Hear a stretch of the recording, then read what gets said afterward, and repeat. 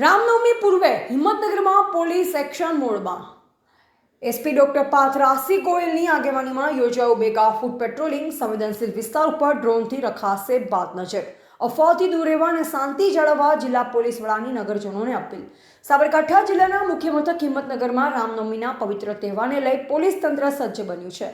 શહેરમાં કાયદો અને વ્યવસ્થાની સ્થિતિ જળવાઈ રહીને શોભાયાત્રા શાંતિપૂર્ણ માહોલમાં સંપન્ન થાય તે હેતુથી જિલ્લા પોલીસ વડા દ્વારા ખુદ મેદાનમાં ઉતરી સુરક્ષા વ્યવસ્થાની સમીક્ષા કરવામાં આવી।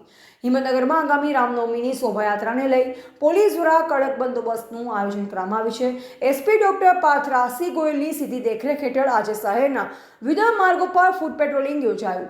આ પેટ્રોલિંગમાં 50થી વધુ સિનિયર પોલીસ અધિકારીઓ સહિત એ ડિવિઝન, બી ડિવિઝન, ગ્રામ્ય પોલીસ, એલસીબી અને એસઓજીની ટીમો જોડાઈ। પોલીસનો કાફલો શહેરના મુખ્ય માર્ગો અને સંવેદનશીલ વિસ્તારોમાંથી પસાર થયો। શોભાયાત્રાના રૂટનું બારીકાઈથી નિરીક્ષણ કરવામાં આવ્યું। ઉચ્ચ અધિકારીઓ જવાનોને સૂચના આપતા નજરે પડ્યા। મહત્વનું છે કે સંવેદનશીલ વિસ્તારોમાં કોઈ અનિચ્છનીય બનાવ ન બને તે માટે વિશેષ તકેદારી રાખવામાં આવી રહી છે। ટેકનોલોજીનો ઉપયોગ કરી આખા શહેરનું ડ્રોન કેમેરાથી મોનિટરિંગ કરવામાં આવશે। સાંકડી ગલીઓ હોય કે ઊંચા મકાનો, પોલીસ દરેક હિલચાલ પર નજર રાખી રહી છે। જિલ્લા પોલીસ વડા ડોક્ટર પાર્થ રાસી ગોહિલે મીડિયા સાથેની વાતચીતમાં જણાવ્યું કે તમામ રૂટ પર પૂરતો પોલીસ બંદોબસ્ત તૈનાત કરી દેવામાં આવ્યો છે। સોશિયલ મીડિયા પર ફેલાતી અફવાઓથી નગરજનો દૂર રહે અને શહેરની શાંતિ તેમજ ભાઈચારો જાળવી રાખવા પોલીસને સહકાર આપે। અહેવાલ રાજકમલસિંહ પરમાર, ભારતીય Smita, Sabarkantha. Okay sir, okay. આવતીકાલે 26 તારીખના રોજ રામનવમીની ઉજવણી જ્યારે ખૂબ જ ધામધૂમની સાથે આપણા સાબરકાંઠા જિલ્લામાં અને હિંમતનગરની અંદર ખાસ કરીને થવા જઈ રહી છે, ત્યારે પોલીસ વિભાગ પણ તમામ લોકોની સુરક્ષિતતા જાળવવા માટે થઈને સજ્જ છે।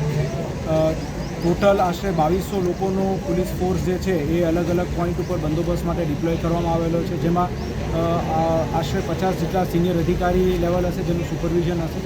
તે ઉપરાંત જે છે ડ્રોન સેલનો પણ ઉપયોગ થશે અને સતત ડ્રોનથી મોનિટરિંગ રાખવામાં આવશે। આજરોજ તેના માટે થઈને આખા વિસ્તારમાં ફૂડ પેટ્રોલિંગ અને રૂટ માર્ચનું આયોજન કરવામાં આવેલું છે। તમામ નાગરિકોને અમારી વિનંતી છે કે કોઈપણ પ્રકારની અફવાઓથી આપ દૂર રહેશો। ક્યાંય કોઈપણ આપણને માહિતી મળે તો પોલીસ સાથે શેર કરજો, અફવાઓ ફેલાવી નહીં। અને કેમ કે આવતીકાલે આખો જે રૂટ છે જેમાં રામજી મંદિર છાપરિયાથી શરૂ કરીને મહેતાપુરા ખાતે જે રામજી મંદિર છે ત્યાં સુધી આખી યાત્રા નીકળનાર છે, જે બપોરે આશરે 3 થી 3:30 વાગ્યાની આજુબાજુ નીકળી તે રાત્રે 8 થી 9 વાગ્યા સુધી એમાં નીકળશે અને એમાં મોટી સંખ્યામાં ભક્તો જોડાવાના છે।